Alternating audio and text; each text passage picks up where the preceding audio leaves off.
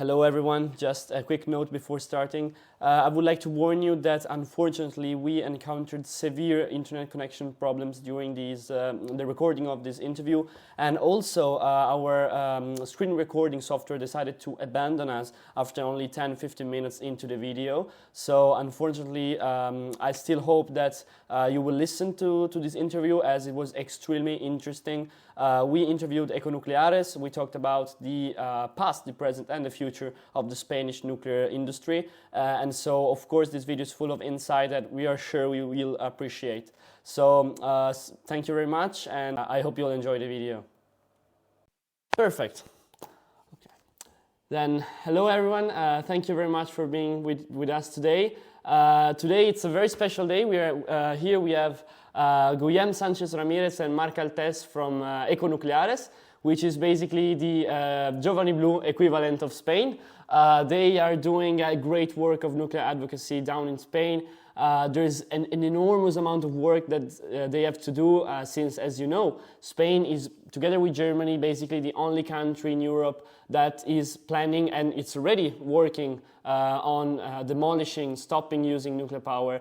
And of course this is very sad, because we know that we need nuclear to decarbonize. Nuclear is essential for decarbonizing the grid. So, and to achieve decarbonization net zero by 2050. So it's really a pleasure for me to have you guys with us today. We already know each other. We have met at COP28. We have met in many events. So we can, I feel at home here with you.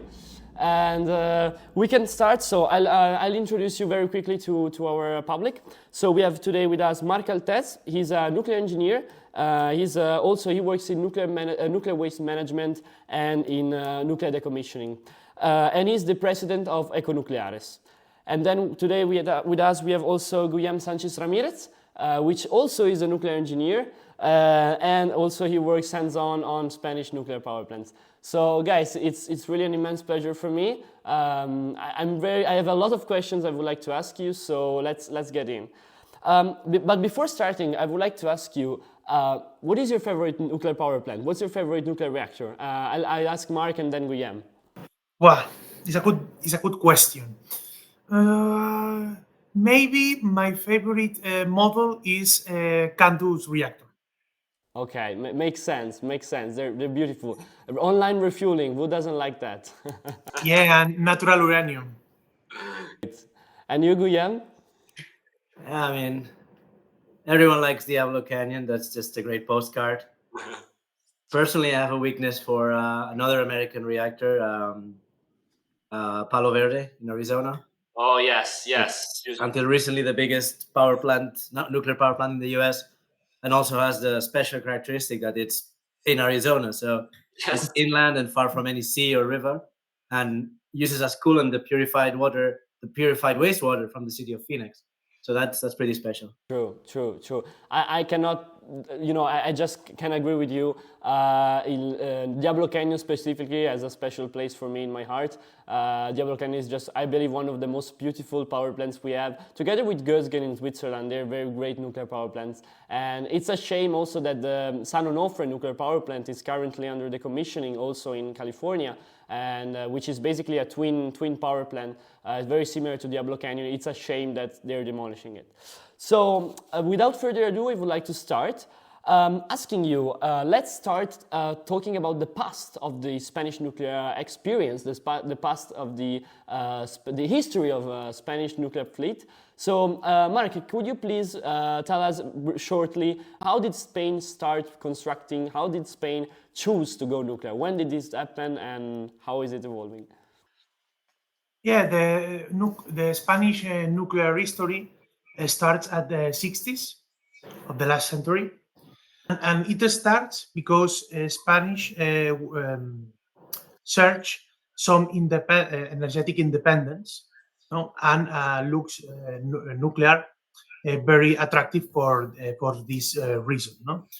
At the beginning of the Spanish nuclear era, they built three nuclear reactors, three nuclear power plants. That was the first was José Cabrera, a pressurized water reactor, Garoña, that was a boiler reactor, and Vandellós 1, that was a very strange reactor, a natural uranium gas reactor, a French design. No? As you can see, Spain try all the technologies at the beginning. Yeah. Okay. Yeah, one thing we like to highlight about this era is that Spain actually was among the first countries in Europe to have nuclear energy. We're talking about the late 60s, built in 3 years, by the way. Jose Cabrera, as Marc mentioned. And so it was one of the pioneering countries in Europe. And by the 70s, it was among the countries in Europe with the biggest share of nuclear. So we were really early on this. We kind of stopped. But we are in the same trend as France for a while. Yeah, that's what shocks me. Like, if I have to be honest, I didn't know about Spain. I knew you had reactors going, but I didn't know about the history. And when I started reading about the history of Spanish nuclear, I was stunned because you guys started basically almost exactly like France, even before, and it's not very well known in Europe in general, in the nuclear, in the nuclear world, in the energy nerds world. Spain is not very considered. Even that, it's a shame because you have excellent performances in your reactors, you have excellent designs, and so it's really a shame that people always forget the beautiful history of Spanish nuclear. And that's so. Thank you very much for giving me a brief, run on that. So I know that after studying a little bit, not a lot, but after reading a few things on the history of Spanish nuclear, I discovered that something very interesting happened a few years ago in a power plant in Spain, and that would be the Lemoniz power plant, if I'm not wrong, and something that is not very, it's not something good, something very unusual. So I'm obviously talking about the terrorist attacks that had happened to the Lemoniz nuclear power plant, which, of course, correct me if I'm wrong, was supposed to be a 2-unit nuclear power plant. With every unit was supposed to be 900 megawatts of electrical output. So we are talking about large-scale reactors here. And they were just stopped. It reminds me of the case in Italy. We had a power plant, if I'm not wrong, if I'm not mistaken, it should be the Trino one, that were almost loaded with fuel, and then they shut it off. In our case, because of the referendum in 1987, and in your case, because something special happened. Guillem, can you please tell us something more on that?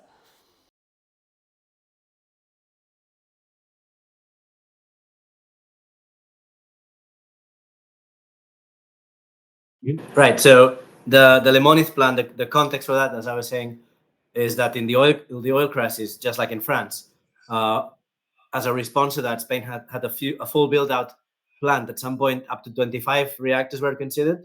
So we would basically, fully nuclearize our grid. By the point Lemoniz was being built, I think we're talking about 10 or 12 reactors to be built, as opposed to the 7 we have now. The Lemoniz case was, of course, special because being in the Basque Country, it was also affected by the violent independence movement there in the second half of the 20th century, the terrorist band ETA. After several threats, ended up kidnapping and murdering, I think, two of the main engineers, including the plant director. As a response, the government stopped temporarily the construction of that plant, and then by the time the moratorium rolled around, following the same anti-nuclear trend as in the rest of the world, the Lemoniz plant was basically 90% built but abandoned, and it remained like that.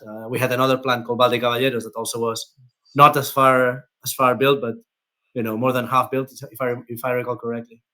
As a curiosity, now the reactor of Lemoniz is in France and is used to form the operators, something like that. It's been used as a training center for French operators. Yeah. So the reactor was almost fully built. So we sold the parts for scrap basically, and left the reactor building, which is still standing there to the day. That's incredible. That's really wow. And do you think this had an impact also on the general idea of Spain building new power plants, like after the terrorist attacks, maybe the change of government and everything, maybe this could have generated, very momentum that in the opposite direction of nuclear, which stopped construction of new nuclear power plants and excluded it from entering the political plans for new governments. Maybe that also had a huge impact, I imagine, also on the public, because literally the people's worst nightmare is nuclear power plants with terrorists inside putting explosive and stuff, even though the power plant was, as you said, not operating. So luckily, because I feel that if it was operating, an armed guard would have took down the terrorists way before they entered the plant. So yeah. Okay, so moving on to the current situation of Spanish nuclear. So you still operate nuclear power plants, luckily. So you still operate nuclear. Your fleet is doing great. I just read on the power reactor information system of the IAEA a few info on your reactors, and you have a very good capacity factor. So your power plants operate for most of the hours in a year, and that's very, very good. But I wanted to ask you. So right now, how many active power plants do you have? How much energy is produced? So the total percentage of electricity, how much does it come from nuclear? And how much does Spain import or export electricity? Because I know that you have quite a complicated situation developing with Portugal, which is installing a lot of intermittent renewables. And that's of course causing, since a lot of people forget that we are in an interconnected system. Europe is all connected. So it's a mess. So if Marc, you can give us a brief point on that. Yeah. Now we have 5 nuclear power plants that are working, with 7 reactors. Okay. All the reactors that are producing electricity have something like 1 gigawatt of power, and produce like the 20-25% of the electricity of the country, depending of the year. Okay. And your base load is, how much is your base load? 90. Yeah. I have the number at the top of my head if you mean like terawatt hours, but it's consistently up there under 20%. Okay. And so as you mentioned, they are near the top in the worldwide rankings in terms of capacity factor. They're really well operated. So you still manage to keep your baseload up thanks to nuclear and a little bit of gas, probably? Yeah, decent amount. A lot of it is just a speaker. Although it's worth mentioning, this year for the first time, we've seen significant flexible operation of the power plant, especially in spring. We had heavy rains in some parts of the country. And so in order to make room for the extra hydropower that needed to be, used to empty the reservoirs, and also a lot of wind, we started seeing for the first time actually reactors not only operating flexibly, but actually turning down for a couple of weeks at a time.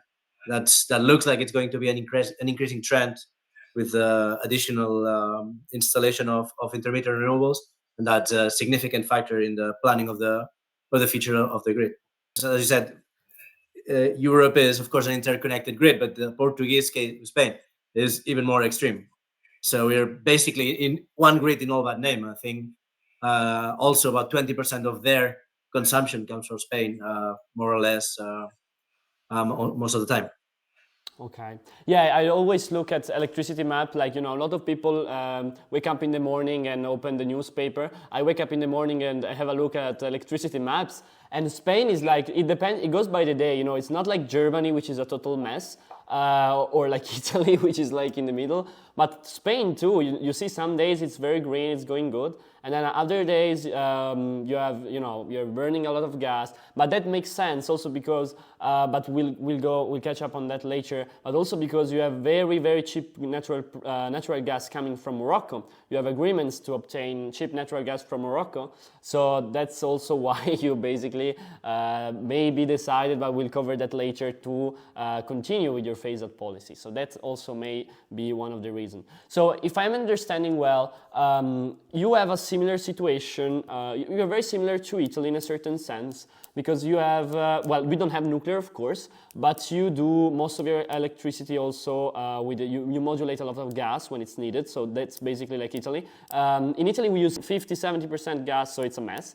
And then we have a lot of hydropower. I don't know if you have the same hydro situation also in Spain. It's a decent contribution. I don't know if 20% as well. But the problem with hydro, no, Spain have a lot of built hydro, but the problem now is the limitation of water in general. Okay. Oh yeah, so you're having problems with the warming of in general, the climate. Yeah, planet warming. It has a lot of inter-year variability. We had a lot of rain this year in some part of the country, but others are very dry. So the northeast, for instance, they had at some point had to curtail production from hydro due to the reservoirs getting too low. Of course, they're also needed for water management, so that there's a decent sort of inter-year variability there. I see. Yeah. It's like the same as Italy, literally the same thing. It's, in fact, our countries are very similar in a lot of certain sense. We are experiencing droughts, very strong droughts, especially in summer of 2022. And that, of course, it's a very impactful thing because we rely a lot on hydro. We are a very lucky country. You know, we have the Alps in the north and all the mountains that go from north to south. So we can use a lot of hydro. But if there's no water, you're not going to use hydro. That's a very serious problem. And relating, talking about your power plants, your nuclear power plants, what's the age of your power plants? I know, we perfectly know that for nuclear, age is not a problem. It's not a lot of people tend to, especially anti-nuclear people, tend to exaggerate the thing of this issue of the age of nuclear power plants when, as we saw with a recent report by the World Nuclear Association, incredibly, some power plants improve in performance when they get older, especially regarding capacity factor, because they just get better at doing that. So how is the median age for your, if you remember, of course, otherwise it's not fundamental, but just a curiosity. What's your median age of the power plants? Must be mid-30s. Yeah. So they're all from the 70s and 80s. The oldest one, Almaraz, is like 42 or 43. Almaraz 1. Okay. Asco 1 just turned 40, and the newest one is Trillo. It's from the mid-80s. So.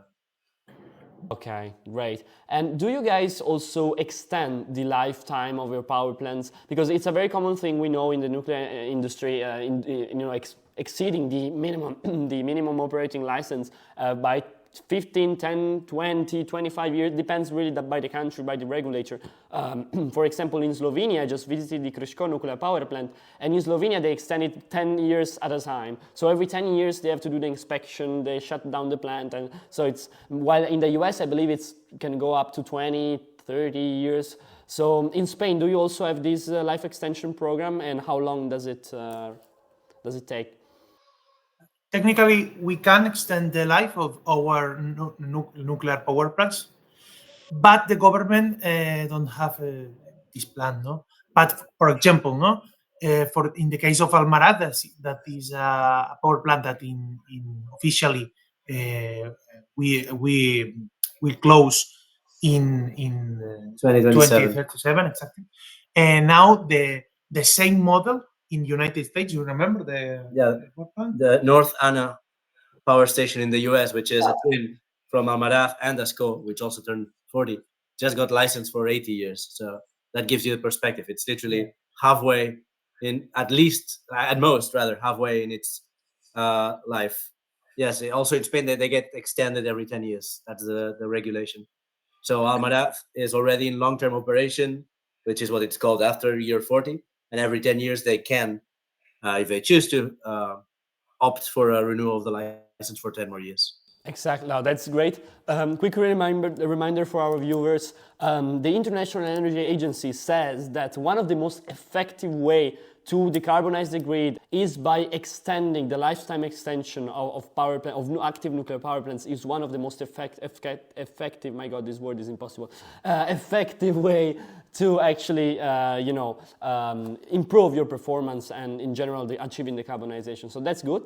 By the way, you mentioned North Anna nuclear power plant, but we'll get on that later because this is getting into the data center thing, so we'll cover that later. But you said it correctly. We just read that Amazon yesterday, now it's basically an everyday thing. Like 2 days ago was Google, today is yesterday was Amazon. Then like a week ago was when we were in New York, it was Microsoft, which bought and is putting back on the 3 Mile Island Unit 1. And the same thing is happening with North Anna. I don't remember actually if it's Amazon or if it's something else, but a big tech is interested in North Anna electricity, and that's why they extended the lifetime of the plant. So that's great.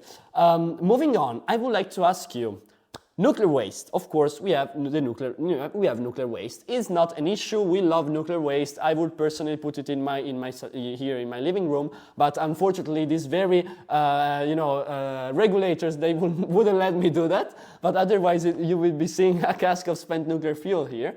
I wanted to ask you, Marc, because you work in the decommissioning in nuclear waste management industry. How is the situation of nuclear waste in Spain? How much is there? And especially, how is the repository situation? Do you have final repository? Do you have temporary storage? I'm very, very curious to know. Now, all the spent nuclear fuel is in the pools of the nuclear power plants and in casks in the outside of the plant. The original plan was to put all this fuel in a centralized installation, but finally the governments don't do that. No? And now we have a similar situation of United States. The plan is to storage all this nuclear fuel in these in casks, in individual casks, and directly put in the geological repository. Yes. Repository, exactly. But the geological repository is not built, is not designed. So in theory, it will be prepared or start to building in 2070.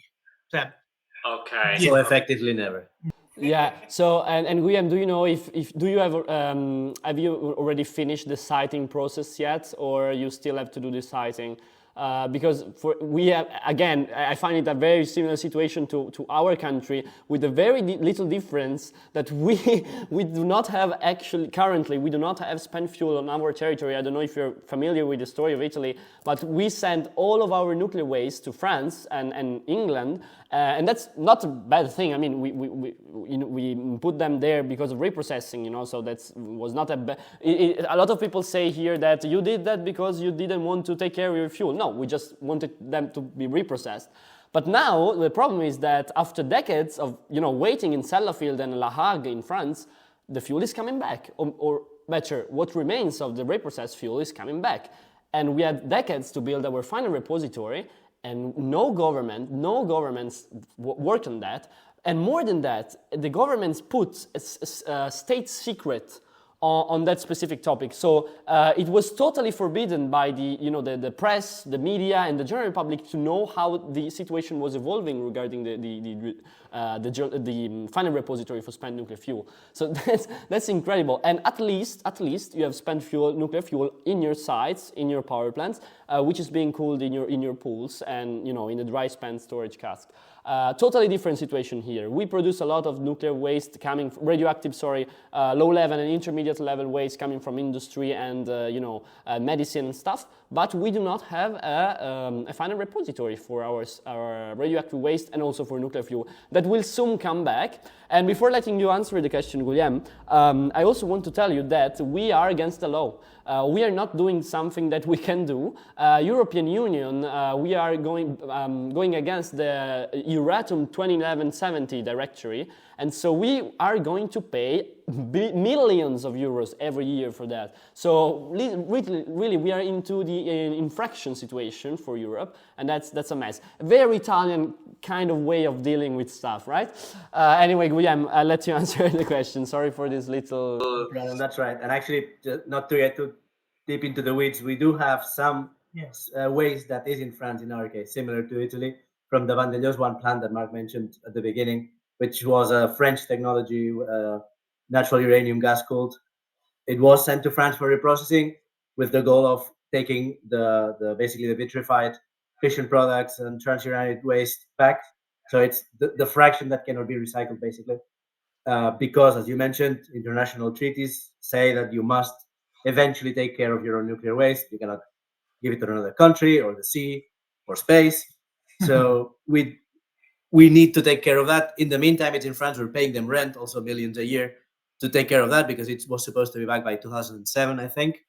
But of course, there's no centralized interim storage. Unlike the geological repository, there was a site. The government had agreed, the regional government had agreed, the town hall had agreed. Then, environmentalists got on the way, using illegal, what's that called, reclassifying of territories that was eventually ruled illegal. However, by that point, the location had already been discarded. So a lot of gray area and dirty tricks there. As an answer to your original question, there is not currently a design or a site for the deep geological repository in Spain. But we have 30 years, so I'm sure we'll get around to that. Also, it's necessary to explain that Spain have a positive point of nuclear waste is for the middle and low level waste. That's right. We have a repository. The name is El Cabril, no, and is operating for a lot of years and goes very well. This is a good point and a solved problem that we have achieved in Spain. Yeah. Mm-hmm. That's right. I see. That's, yeah, I find it a very common situation. We also have, well, we don't have a final solution for our radioactive waste yet, even though the difference I find between Italy and Spain is that actually we have done the siting work and we have found more than 51 areas that could be used for our all-level radioactive waste. The problem is that the municipalities have gone against it. You have no idea. I listened to hours and hours of public sessions online. You have no idea the reason they gave because they didn't want the radioactive waste. I heard the most incredible thing. I mean, they didn't want the radioactive graveyard, right? No, it's very, if you want to, waste 12 hours of your time, I'll send you the link and you can enjoy hours of the YouTube content on that terrible thing. Really, it's embarrassing for me as an Italian. Before moving on to the next topic, I would like also to ask you, we heard a few days ago actually, something happened with a tax related to spent nuclear fuel, actually with radioactive waste. There was a 30% increase in a specific tax regarding spent radioactive waste. I didn't really have time to read throughout, the whole thing. So I would like to ask you what happened and what is going on, why this was done, and This is a direct consequence of not build the centralized repository. Yeah. Now we need to storage all individually in every nuclear power plant, and this is more expensive.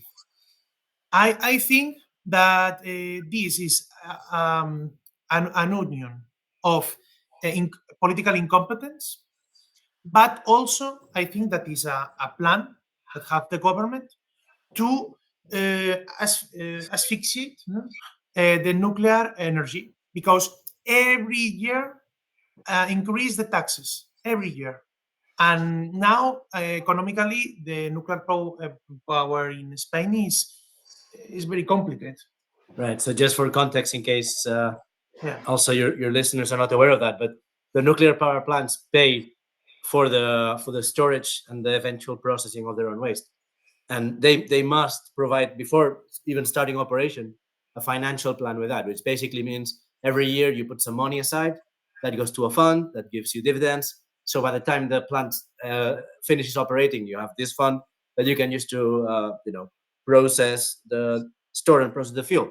So the owners had been paying for that certain amount, which is basically a tax, because in Spain the management of spent fuel is done by a public company called Enresa, and so they had been paying a tax, which was a quantity enough so that they could build a centralized storage. Now, of course, if instead of one you have to build, I think, like 7 or 8, one per plant, including all the decommissioned plants, then that goes up by like 30 or 50%. And of course, as Marc was saying, it's easy to see that as a cynical way to, basically force them out of business with taxes, and then turn around and say, we didn't make them turn the plants down. They turned them off on their own because nuclear power is too expensive, so it's not worth it. While, more than half the money you pay for nuclear energy is taxes. Yeah. Also, we have an interesting taxes that, for example, in some places, we have duplicated taxes. So taxes for the country, and the same tax for the local regional taxes. It's kind of, in Spanish it's called the chicken of the golden eggs, kind of like a golden goose. They just slap taxes on nuclear, and they have national, then regional, then local taxes. How to suffocate an industry in 3 easy steps. My God, wow, that's incredible. The political opposition towards nuclear can hit the most absurd kind of points. It's really incredible. I wanted to ask you one thing. We mentioned data centers before. I'm very curious because I was stunned when I looked at the data and I discovered that Spain is investing massively on the data center technology, much more than Italy is doing, and much more than many more other European countries. So I thought, well, seeing what is happening in the US and all around the world with nuclear power plants reopening and new builds, even small modular reactors being announced because of the data centers, I was wondering if maybe this could be somehow connected, and the same thing could be applied to Spain. Maybe you could, together with a strong political pressure and everything, but maybe this could be a driver of a possible nuclear renaissance in Spain. What do you think? Yeah, well, one can hope, right? We're seeing that, especially this year, a parallel case in Ireland, which for the last few years has been an important location for tech companies, American tech companies in the EU, particularly, thanks to tax advantages. And they're seeing their grid is struggling. All those companies are installing servers, data centers, and their grid, they also did a lot of variable renewable build out, but they have a lot of aging infrastructure. Of course, nuclear is banned there, and so that served as a kind of a backdoor to discussing the possibility of nuclear, in order to not lose all those companies which need to build that, and they'll build it in Ireland or they'll build it somewhere else. So we can hope that serves also as a way to make that argument, right? Nothing else provides you with the density of clean power like nuclear. Okay, but you're still talking like in a way, like as an hypothesis. So it's not something that so the major tech companies are not already doing lobbying for nuclear, not in that sense yet. We'll get to them. Yes, definitely. No, really, because I saw the installed capacity of your data centers, and it's super quick, like much more than many more countries in Europe. So this could be a very interesting thing for Spanish nuclear, for a lever to start the renaissance, hopefully. And I wanted to ask you, because as you know, I'm referring to our viewers here that for sure follows you. You're very active on the social side of the discussion, because nuclear is not only actually it's much more of a social issue than an engineering issue. Of course, designing and operating a nuclear reactor is not something I could do. You need specialized people like you to do it. but it's much more of a social problem, because the public acceptance is crucial. It's crucial because it leads to political decisions, and it leads to people just, you know, going into squares with signs and say stop nuclear. No, so that's very important. Public support is fundamental, together with bank support and with long-term government support. So I wanted to ask you, I'm very curious because we recently have, I'm actually making up two questions at the same time. I want to ask you, how is the public support towards nuclear in general now, and how was it in the past? So how is the trend? And also, how did this stand-up go, the stand-up for nuclear in Spain? How did it go? Very curious. Marc, if you want to start. In general, historically, the opinion of nuclear energy in Spain was bad. Was in general very bad, the acceptance in the public. No. Now the things are changing. In general, are bad, but less than in the past. The situation is better. Also, it's necessary to explain that in general, public opinion in Spain not is anti-nuclear or pro-nuclear. In their lives, never think about it. This is the real problem is that we now we are not talking about the nuclear phase out, for example, but it's very near. So the problem is that we need to put this problem in the right, yeah, in the public conversation, in the public consciousness, right? Yeah, it's the way we always, you know, mention that is it's infrastructure is something you only think of when it goes wrong. You turn the light on, you turn your water on, you turn your heat on, you drive on the roads, you go to the hospitals, you assume this works. Only once they don't, then you question it. Wait, what's happening here? Where is this coming from?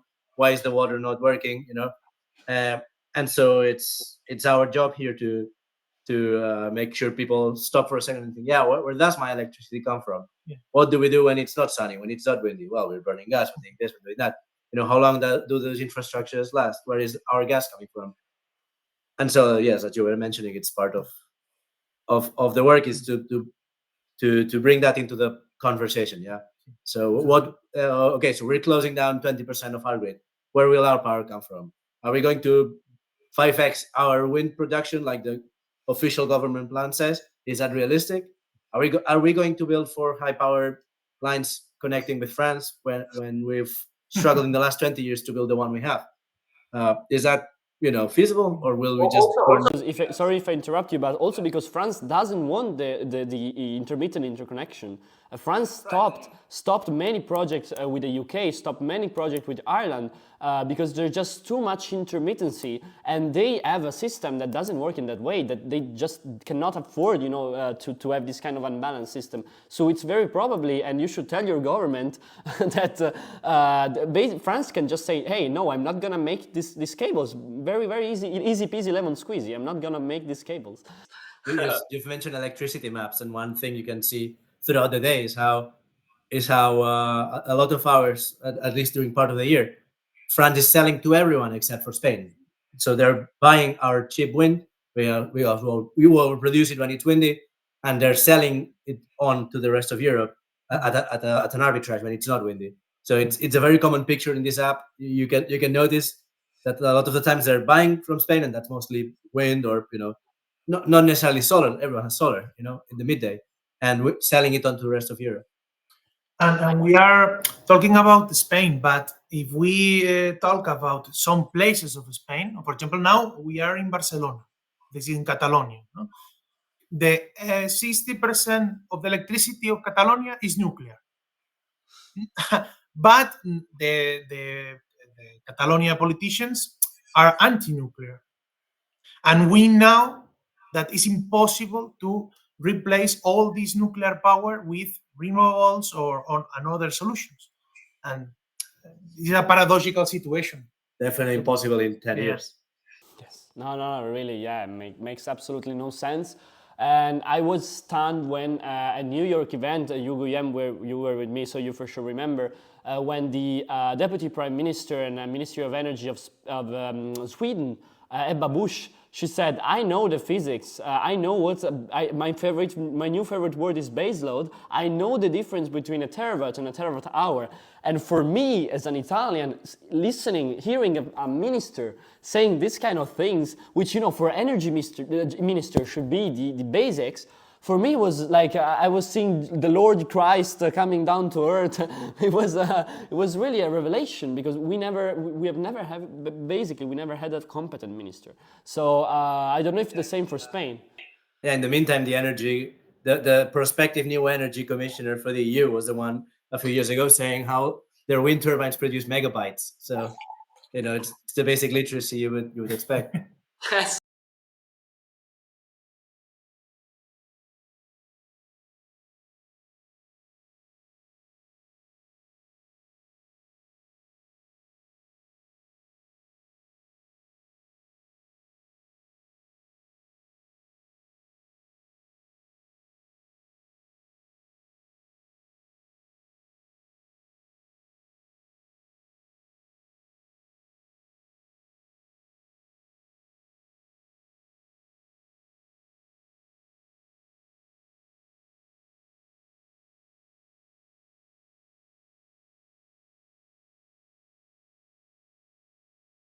Maybe slowly, maybe with young audiences. Okay, so similar to Italy, even though in Italy, after the Russian invasion of Ukraine, the energy prices skyrocketed, and we saw how vulnerable we were, especially after our 70% of natural gas dependence from other countries, especially Russia. So we saw energy prices skyrocket, and so we started understanding the role of nuclear. And now with this new government, they are working on the basic regulatory framework for reintroducing nuclear. By the way, this is a top secret news that I received from a friend working at the ministry this morning. Sisters talking here, so no problem. This is recorded, so when this video will be published, this will be available to everyone. But Italy has just joined officially the European SMR Alliance. So basically, it's not, they say it's for SMR, but guys, don't worry. Italy knows we also gonna need large-scale reactors. This is basically a political game. As always, you know how it works. So we are gonna build also. They do not have announced anything yet. They'll probably very probably start with SMRs, and then in a few years they'll realize we need also large-scale reactors, and we'll go on with them. I'm sure 100%. So Spain is not part of the, correct me if I'm wrong, is not part of the European SMR Alliance, right? Not to my knowledge, no. Okay, I see. Very well, then let's move to the last part of our interview here. Let's talk about the future of nuclear Spanish. Of Spanish nuclear, sorry. So, in Italy, I would say, che cosa straminchia sta succedendo, which means what the actual fuck is going on with Spanish nuclear. So can you please explain very briefly the story of the phase out of Spain, why this decision, when the first reactor is going to be shut down, and why the fuck this decision was made, and by who? Thank you very much. Right, so just to start with the numbers, as Marc said, there's 7 reactors in Spain, providing 20% of our electricity needs. Under the current plan, these will be shut down between 2027, starting with Almaraz 1, until 2035. Also, according to the current plan, in our opinion, science fiction, we will be able to cover all of that generation with tons of extra renewables, storage, and then like a little bit of gas, basically the gas we already have. That's assuming we don't shut down any of the gas, which remains to be seen. These plants seem to be aging faster than we thought, among others as a consequence of being used as peaker plants. Certainly, we cannot build much more hydro, although I think the plan does call for some more, pump storage, which may work in some locations. So basically, less nuclear, more gas, and at least higher electricity prices.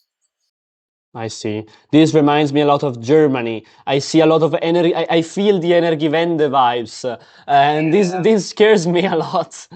Yeah, people say, oh, it's as bad as Germany, but we'd like to answer, well, it's worse than Germany. Germany at least has coal. We have to buy all our gas. Yeah. So it will have to come by boat at whatever the price is. At that point, you're competing in the international market. Now the gas are cheap, but if we have any problem, we have an important crisis. Right, and that ties, of course, with our conversation before about the governments having energy literacy, right? Understanding the basics. The truth is that the electricity grid is a very complex machine, and you just kind of playing with it for short-term electoral gain. But at the end of the day, it's a life and death game, right? Even if you don't have blackouts, which remains to be seen.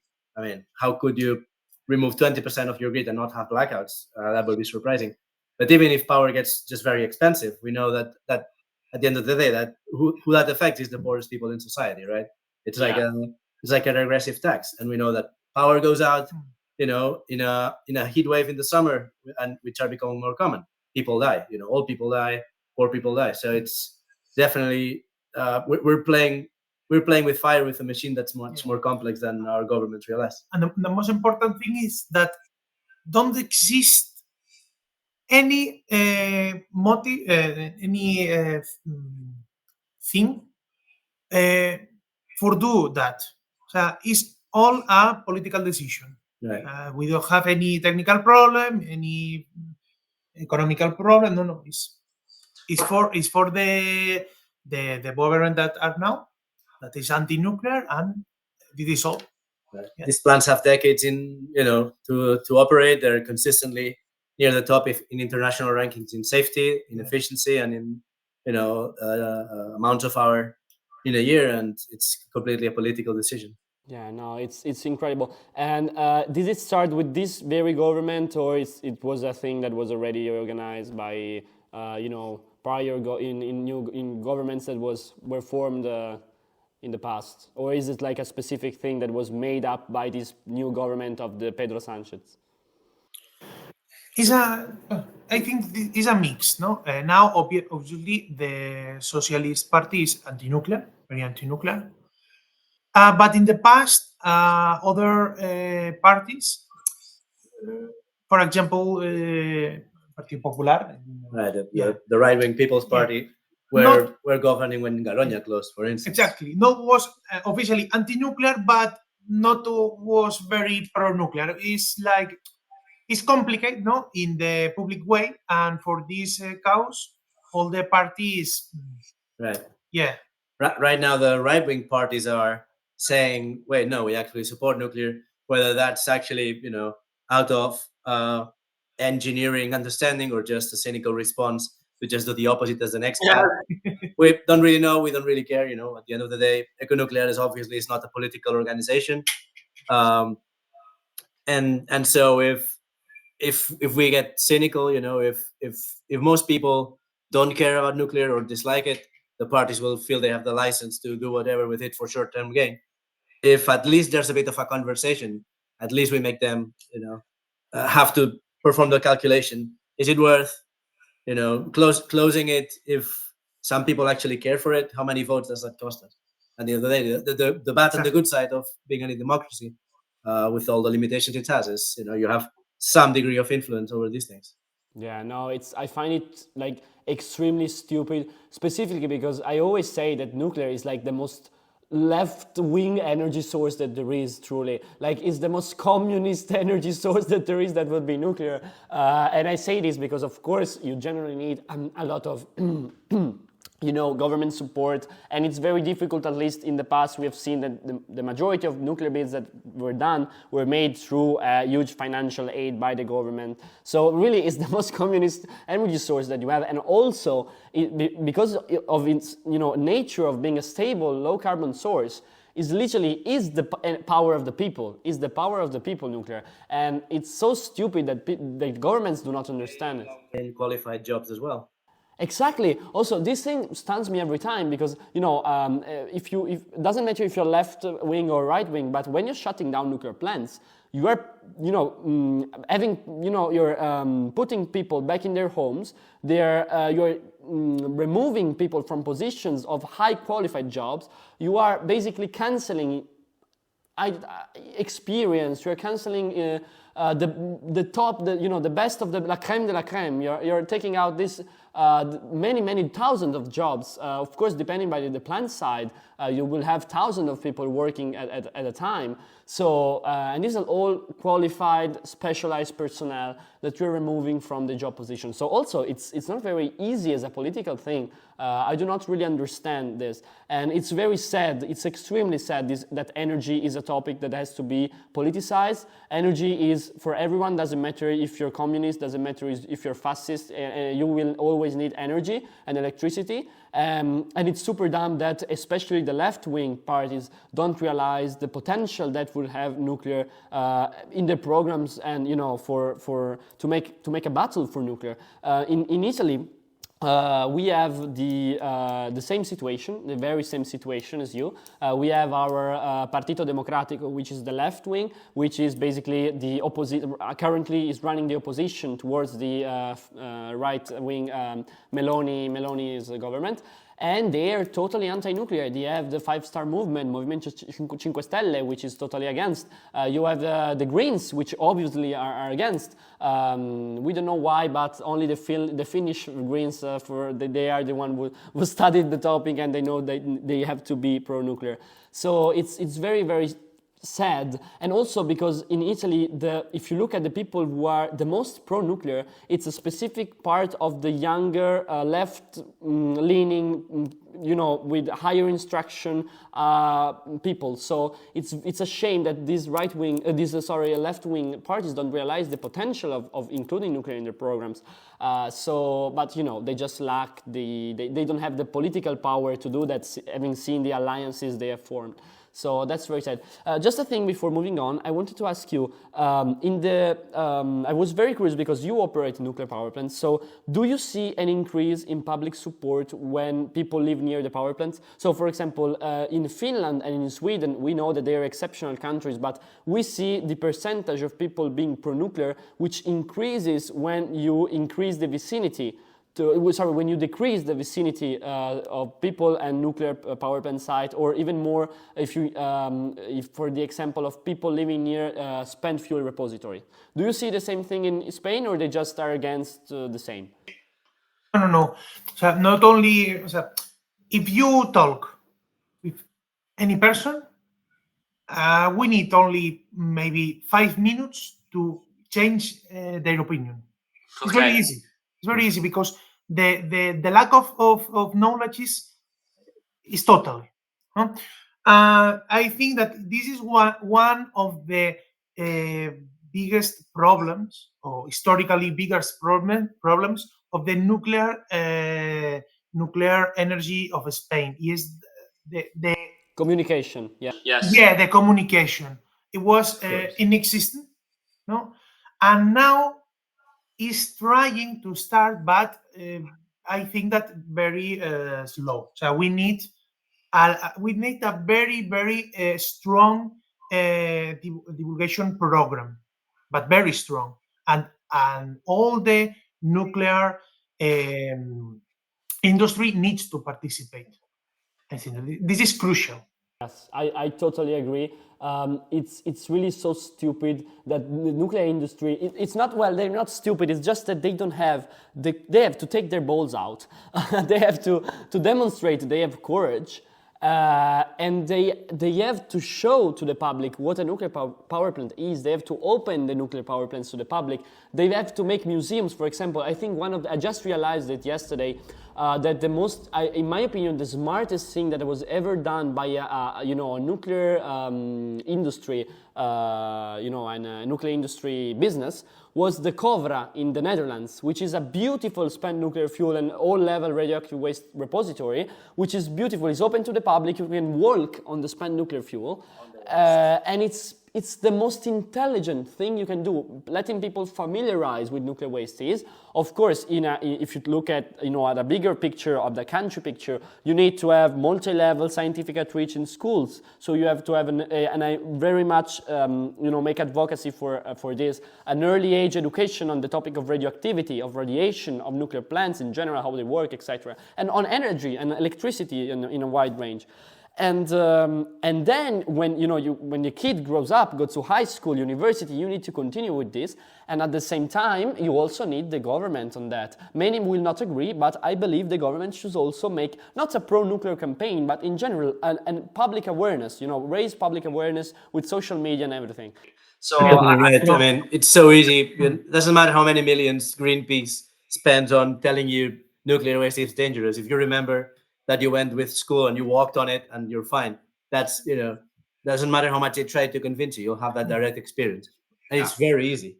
For example, from Econucleares, one of the last initiatives that we have was to visit a nuclear power plant, Vandellós 2, no? With 3 YouTubers, 3 scientific. I saw the video. Great idea. Right. Yeah. You're bringing it to new audiences, basically.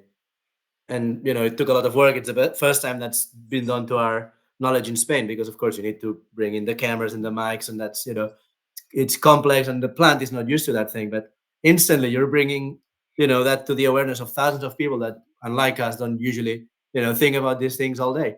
So it's a trivial amount of investment on their part for the return they can get. Yes, it's exactly, Guillem, you picked the perfect point. It's what I say always. The nuclear industry should realize the potential of social media communication.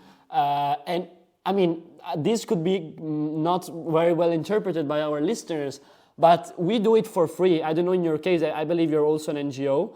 We do it for free. No one pays us. A lot of people comment me, hey, you're part of the nuclear lobby. And I say, there's no nuclear lobby. This such thing. I wish. Yeah, I wish it existed.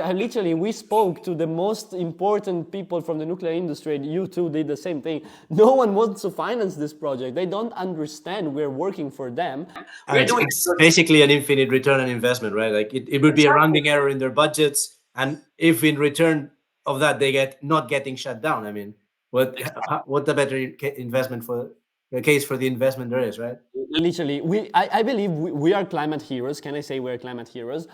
Because I did the math a few time ago with the rest of my team, and we calculated how how much our actions impacted. Let's imagine we actually built a nuclear reactor in Italy, even a single one, and let's divide it by the number of people who had worked for achieving that. Not on the construction site, but in more talking about the approval of the project.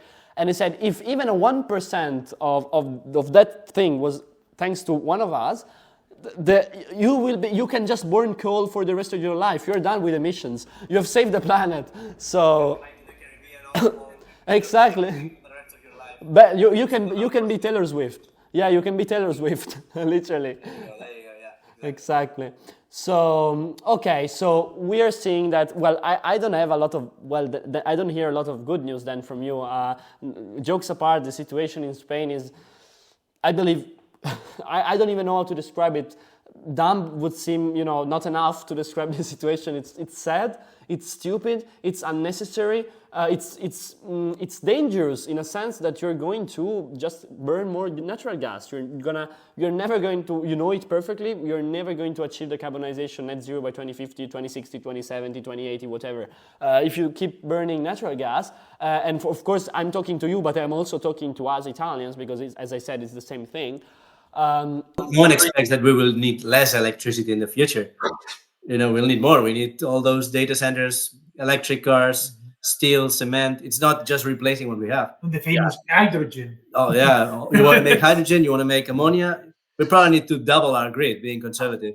So where is that going to come from, without nuclear? No idea. I went to the Italian Energy Summit a few weeks ago, and I heard the most important. We have Snam, which is the most important company, which operates the gas pipelines in Italy. But on the operational side, they do a very good job of bringing in the gas. But on the net zero side, it's a mess. And they said that they're developing the hydrogen pipelines. So it's like, guys, is this the level? Like in New York, they talk about baseload, and here we talk about hydrogen gas pipelines. Like the levels are. I mean, a lot of the times this is in a cynical way, so that they get to build more stuff. We saw it in Germany. They're building new combined cycle natural gas plants, but they're hydrogen ready. So, that just means they leave some room in which they can plug in the hydrogen, and they get to say that for whenever the hydrogen will come, which is never, but that way they get to build new gas plants. But we also have the option to put, 2 or 5% of hydrogen in the natural gas and say that is green gas. Sure, yeah. Did I hear Greenpeace? No, it's incredible. It's no comment really.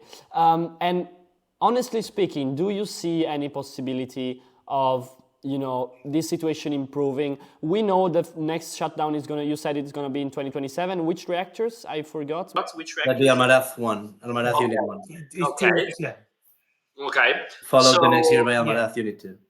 That's and do you see any possibility of that just not happening? I don't know. I'm really not into Spanish political discussion, but for sure you know better. Do you see any light at the end of the tunnel for that, or there's no hope? No, there's plenty of time. So it's obviously it's not a given.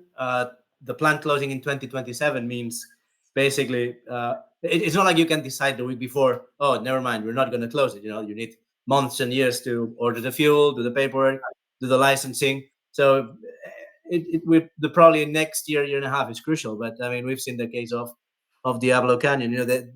We both know the founders, and we know that basically when they started their group, they had as much time as we have now, and so that gives us optimism for the future. Yeah, great. That's great.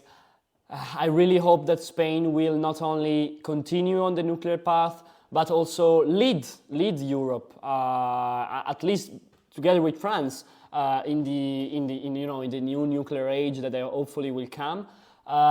Europe is in a desperate situation regarding energy, regarding competitiveness. We saw Mario Draghi publishing the recent report, the Future of European Competitiveness, which is an impossible English word to pronounce. And we made an in-depth analysis for all the things regarding nuclear, regarding energy. And basically what we see is that Europe is going to need double the amount of electricity it needs now, if we consider 2050 as a reference. And we are gonna not only need, because this is a very important point, not every kilowatt hour is the same. There's not only you need the energy, but also you need quality electricity. We are seeing many more and more technologies within that stable, constant profile generation, and there are not a lot of electricity sources that can provide 24/7 stable, low carbon electricity. So if you look at the data, we have nuclear and we have hydro basically, and then we have geothermal in very, very specific situation. But of a scalable technologies which can provide that. And this not only refers to data center, it not only refers to data center, but also to iron and steel, whatever, all the hard to abate sectors. We are definitely gonna need more stable electricity 24/7, of course, together with renewables that are already seeing a major increase in the installed capacity. So that's a huge thing. I really hope Spain will go back to what it used to be, a nuclear leader, a world nuclear leader. And share knowledge also with Italy when our time hopefully will come to build new nuclear. It is fundamental for us to start on that path of nuclear. We are the country which invented nuclear energy in a certain sense. Thank you, Enrico Fermi. Rest in peace. And so let's hopefully we'll collaborate soon when it will be the time to build new nuclear. Last question I would like to ask you both is, SMRs. So I have a very specific kind of problem with SMRs. I really tend to agree with James Krellenstein when he says small misunderstood reactors instead of small modular reactors. I believe SMRs should not be the base of, even though we're so desperate that even though, it's better to have 100 SMRs than nothing, but I believe that large-scale nuclear plants must be the solution when it comes to providing baseload for a country. But SMRs have very specific uses. So for example, if you need to decarbonize iron and steel, you need high temperatures. Also for cement, so you're gonna need a very high temperature SMR can do the job very well.